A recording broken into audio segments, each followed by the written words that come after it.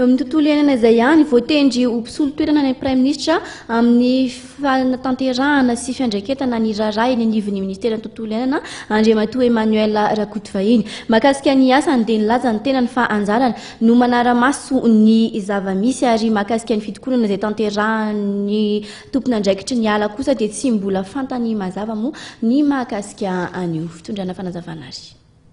Tonga teo herintaona latsaka zay dia fa miresaka tamin'ireo mpanao greva ho zany satria tamin'izay fotoana zany zavatra tana ilazy anao dia tsy voalohany karama ny ECD dia nataoko izay azoko natao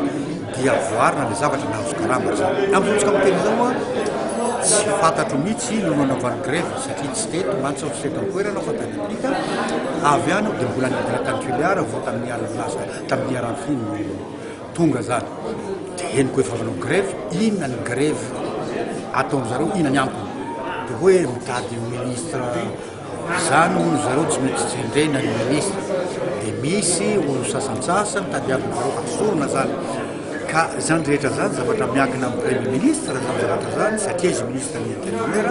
ka tsy fantatro mihitsy inona naovany grève mihevitra hoe zareo rehefa misy ny grève dia hilamina ny zavatra tsy miao ihany ange manao grève iarahantsika eo mahita zao meo amin'ny tribunal ka manao grève teo tamin'ny amolasa angamba iny mpitatitra nanao grève nefa